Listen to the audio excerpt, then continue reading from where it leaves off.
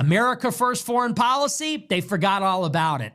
Approval ratings in the toilet. Epstein files covered up. Blue wave just happened. MAGA is in disarray after getting their asses kicked in yesterday's nationwide election. They lost everywhere, in New York, in New Jersey, and even California's Proposition 50, which lets Democrats redistrict congressional seats in response to Republicans doing the same in Texas.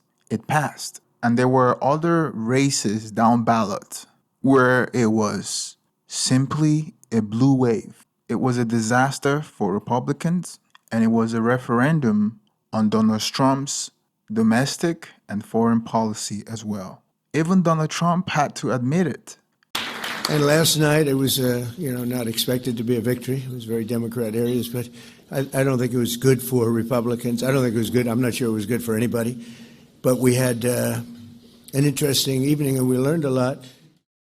Although he tried as hard as possible to deflect the blame from himself and try to pin it on Senate Republicans, even all the MAGA activists are still afraid to blame Trump. This election loss was a referendum on him. There's currently a MAGA civil war going on. And in the civil war, there are several factions that are against each other. And those factions are divided by several ideologies. And the only faction that is courageous enough to mention Trump by name is the Thomas Massie's faction and the Nick Fuentes faction. You know, when Trump won the election, he won the election with a coalition of white voters, Hispanic voters, black voters, people of color. But after his victory, the extreme right took over the party. And within that extreme right, there were several factions. There's a faction that hates Israel, and there's a faction that hates minorities and feels that they are no longer needed because since Trump is in office, they have a free reign to say whatever they want. So they don't need a token minority to say things for them.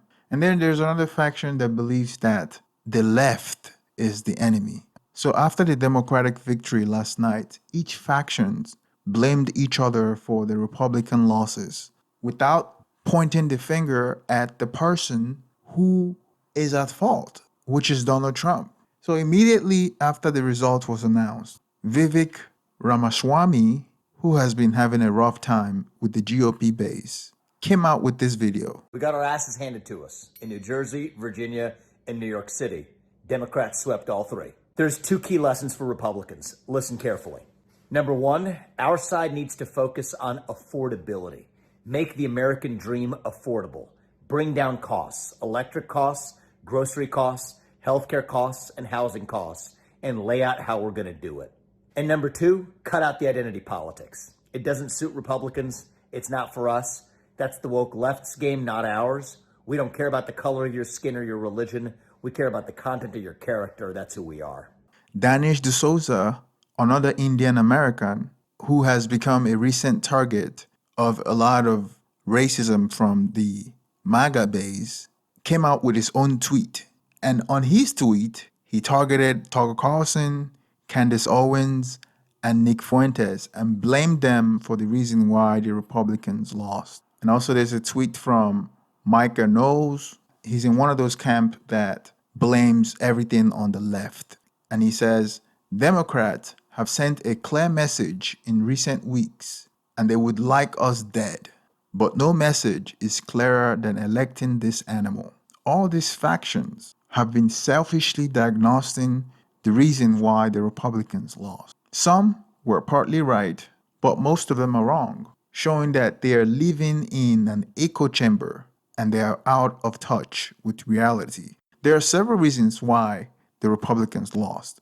The first is affordability.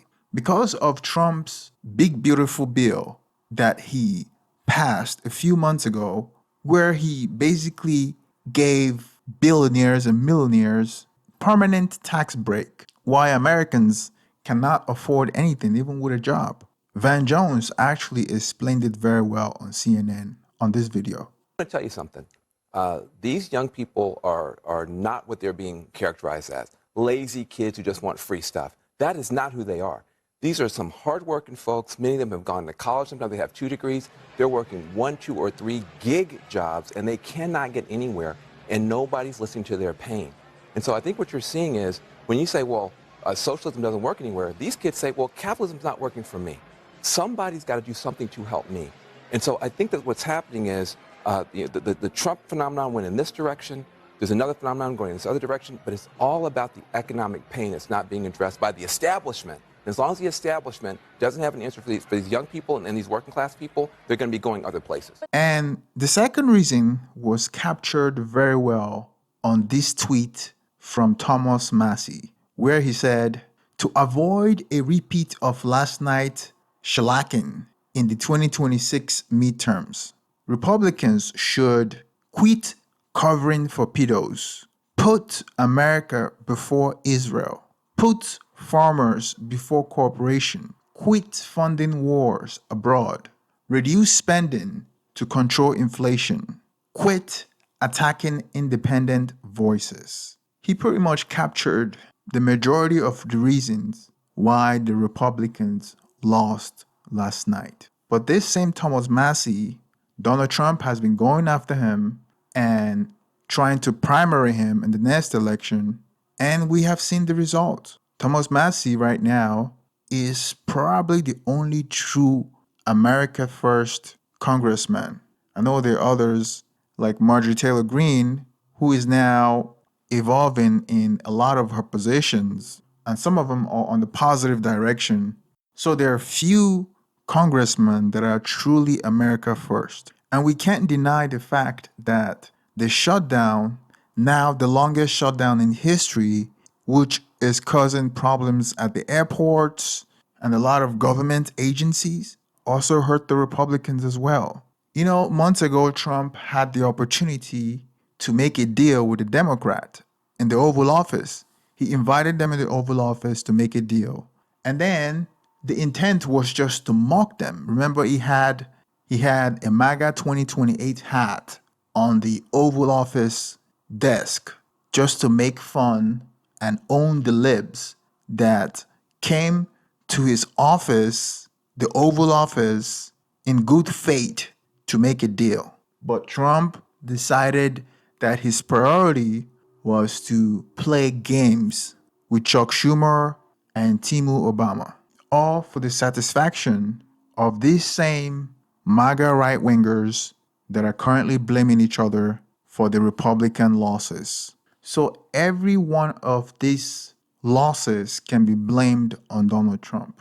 And finally, one of the few MAGA figures who seem to be happy because the Republican lost is Nick Fuentes. I'm not sure if he's still a MAGA, but he's really enjoying this. And that's because he predicted some of these losses since he warned Trump from deviating from a lot of the principles that he laid out in his platform when he formed the coalition. And also, Nick Fuentes is kind of a contrarian.